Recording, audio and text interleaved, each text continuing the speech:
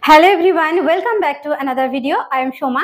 Today in this video we will practice some daily used English sentences.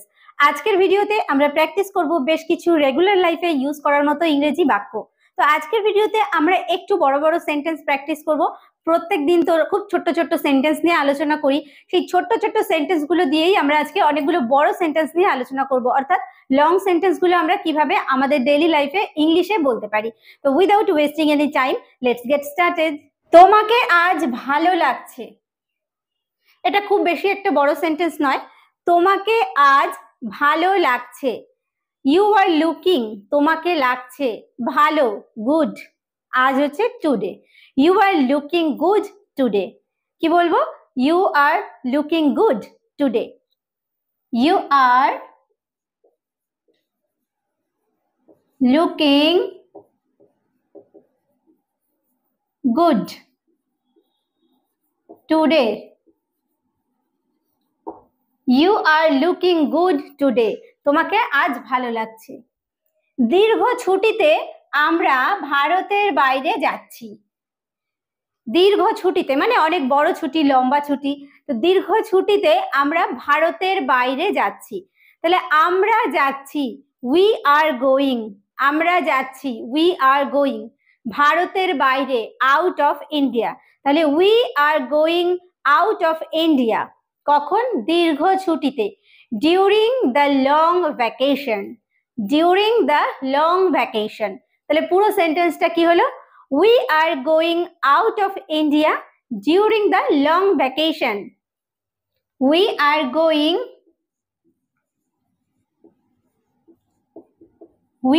going out of India, ভারতের বাইরে, during the long vacation, the long vacation. We are going out of India during the long vacation.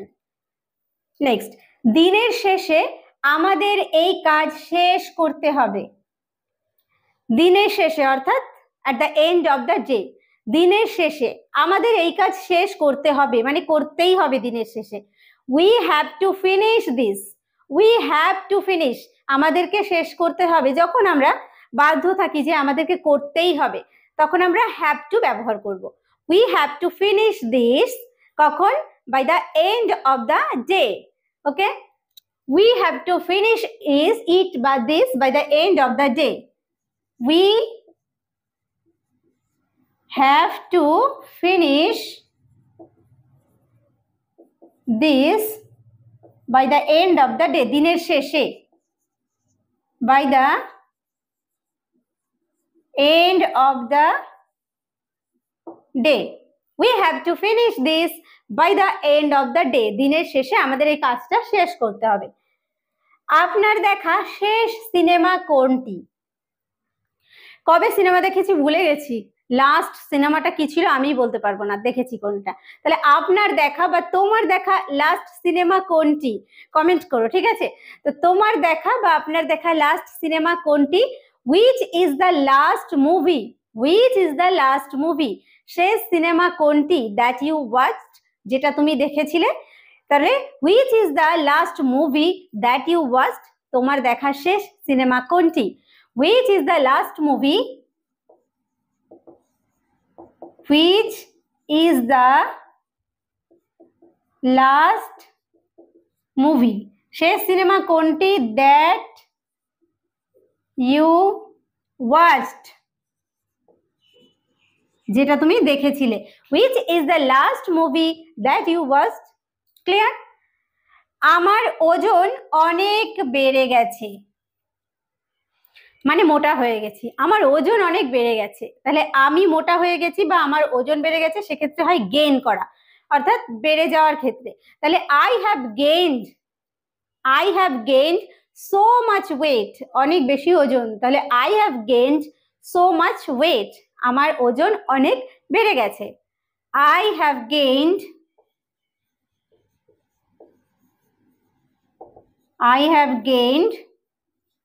so much weight. Okay, I have gained so much weight. আগামী 5 বছরের জন্য আপনার পরিকল্পনা কি? কারোর future plan আমরা জানতে চাইছি যে ভবিষ্যতের পরিকল্পনা কি। তার বলছে আগামী 5 বছরের জন্য তোমার প্ল্যান কি, তোমার পরিকল্পনা কি? হোয়াট আর দ্য প্ল্যানস, মানে পরিকল্পনাগুলো কি ফর দ্য নেক্সট 5 ইয়ার্স। তাহলে বলছে আগামী 5 বছরের জন্য আপনার পরিকল্পনা কি? হোয়াট আর ইয়োর প্ল্যানস, তোমার পরিকল্পনা কি ফর দ্য নেক্সট 5 ইয়ার্স, আগামী 5 বছরের জন্য। তাহলে কি বলবো? What are your plans, what are your plans for the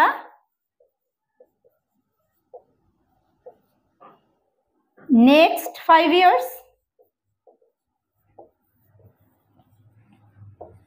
Okay, what are your plans for the next 5 years? আগামী 5 বছরের জন্য তোমার পরিকল্পনা কি? যে কেউ মার্কেটিং করতে পারেন, কোন একটা বিষয়, কোন জিনিসের জন্য মার্কেটিং করতে হবে, তো বলছি যে কেউ মার্কেটিং করতে পারেন। যে কেউ, anyone can do marketing, anyone can do marketing, anyone can do marketing, anyone can do marketing, যে কেউ মার্কেটিং করতে পারেন।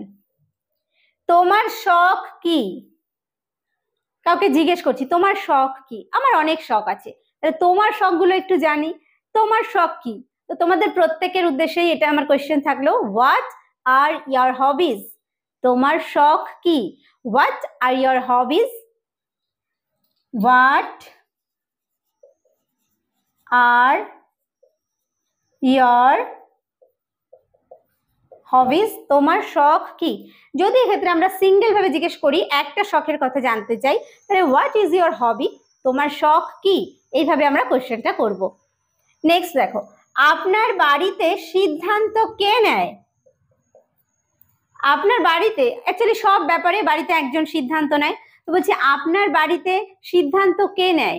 হু মেক্স ডিসিশন, কে সিদ্ধান্ত নেয় অ্যাট ইয়োর হোম, আপনার বাড়িতে বা তোমার বাড়িতে।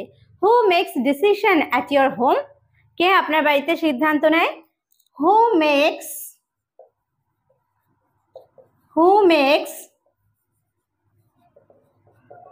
Decisions at your home, who makes decisions at your home, আপনার বাড়িতে সিদ্ধান্ত কে নেয়?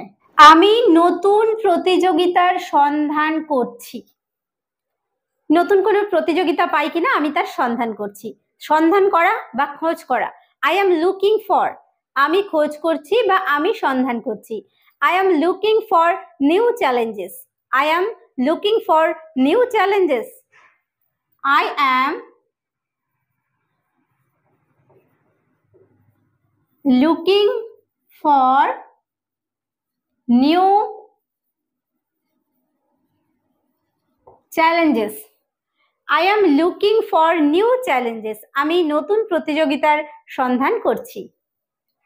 আমি সত্যি কৃতজ্ঞ, কেউ আমার উপকার করেছে তো আমি তার প্রতি কৃতজ্ঞতা প্রকাশ করছি, তখন আমরা বলে থাকি যে আমি সত্যি কৃতজ্ঞ, তো এটাকে বলবো I am really grateful.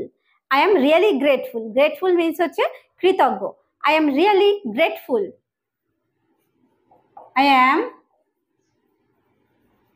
really grateful, I am really grateful, আমি সত্যি কৃতজ্ঞ। আমি আত্মপ্রণোদিত, আত্মপ্রণোদিত মিন্স হচ্ছে সেলফ মোটিভেটেড, অর্থাৎ আমি নিজেই নিজেকে মোটিভেট করি বিভিন্ন কারণে, আর হতাশায় যখন ভুগি তখন নিজেই নিজেকে মোটিভেট করছি, সেটাকে বলা হচ্ছে সেলফ মোটিভেশন। তাহলে আমি আত্মপ্রণোদিত, এটাকে ইংলিশে আমরা বলবো I M self motivated, I am self motivated, I am self motivated, I am self motivated. তোমাকে আবার দেখতে পেয়ে আমি খুব খুশি, তোমাকে আবার দেখতে পেয়ে আমি খুব খুশি, আমি খুব খুশি, I am so happy to see you, তোমাকে দেখে, অ্যাগেইন আবার। তাহলে পুরো সেন্টেন্সটা কি বলবো? I am so happy to see you again. I am so happy, I am so happy to see you again মানে হচ্ছে আবার। I am so happy to see you again, আমি তোমাকে আবার দেখতে পেয়ে খুব খুশি। তোমার সাথে দেখা হয়ে আমি খুব খুশি, তোমার সাথে দেখা হয়ে আমি খুব খুশি। I am so pleased to meet you, I am so pleased to meet you বা I am so happy to meet you। I am so pleased, pleased মানেও কিন্তু খুশি হওয়া। I am so pleased to meet you, তোমার সঙ্গে সাক্ষাৎ করে বা তোমার সঙ্গে দেখা হয়ে। I am so pleased to meet you।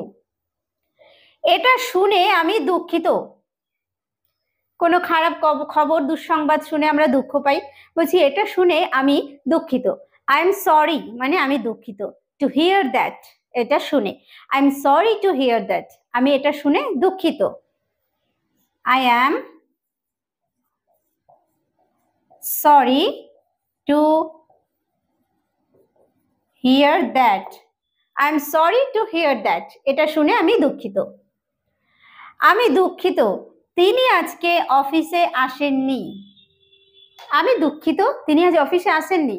কেউ অফিসে এসে কারোর খোঁজ করছে, তো সে হয়তো অফিসে অ্যাবসেন্ট আছেন, তা আমি বলছি যে আমি দুঃখিত সে আজকে অফিসে আসেনি। তাহলে আমি দুঃখিত, আই এম সরি, সে আজকে অফিসে আসেনি, he is out of office today, he is out of office today. তাহলে আমি দুঃখিত, I am sorry, I am sorry, he is out of office বা out of the office today, আজ। I am sorry he is out of the office today। আমি দুঃখিত তিনি এই মুহূর্তে নেই। ঠিক একইভাবে তিনি আজ অফিসে আসেননি এটাকে না বলে আমরা যদি বলতে পারি যে তিনি এই মুহূর্তে নেই, এটা আমরা বলতে পারি। তাহলে আই এম সরি, আমি দুঃখিত, he is not available at the moment, এই মুহূর্তে হচ্ছে অ্যাট দ্য মোমেন্ট, তাহলে সে এই মুহূর্তে কি অ্যাভেলেবল নয় বা এই মুহূর্তে সে নেই বা তিনি নেই, তাহলে he is not available at the moment. প্রথমেই বলি আমি দুঃখিত, I am sorry, he is not available, he is not available at the moment, at the moment, he is not available at the moment। আমি এখনো তোমার জন্য অপেক্ষা করছি, আমি এখনো তোমার জন্য অপেক্ষা করছি, আমি অপেক্ষা করছি, I am waiting তোমার জন্য, for you, I am waiting for you. আর এখনো কথাটা ব্যবহারের জন্য স্টিল মানে এখনো, স্টিলটা আমরা ব্যবহার করব। তাহলে পুরো সেন্টেন্সটা আমরা এইভাবে বলবো, I am still waiting for you, I am still waiting for you, আমি এখনো তোমার জন্য অপেক্ষা করছি। আই এম স্টিল মানে হচ্ছে এখনো, waiting for you, I am still waiting for you, আমি এখনো তোমার জন্য অপেক্ষা করছি। তাহলে আজকের ভিডিওতে আমরা প্র্যাকটিস করলাম বেশ কিছু রেগুলার লাইফে ইউজ করার মতো ইংলিশ সেন্টেন্স। তো আজকের ভিডিওটি আশা করছি তোমাদের কাছে হেল্পফুল হয়েছে। ভালো লাগলে অবশ্যই একটা লাইক এবং কমেন্ট করতে ভুলো না। ভিডিওটি শেষ পর্যন্ত দেখার জন্য প্রত্যেককে থ্যাংক ইউ। দেখা হবে নেক্সট ভিডিওতে।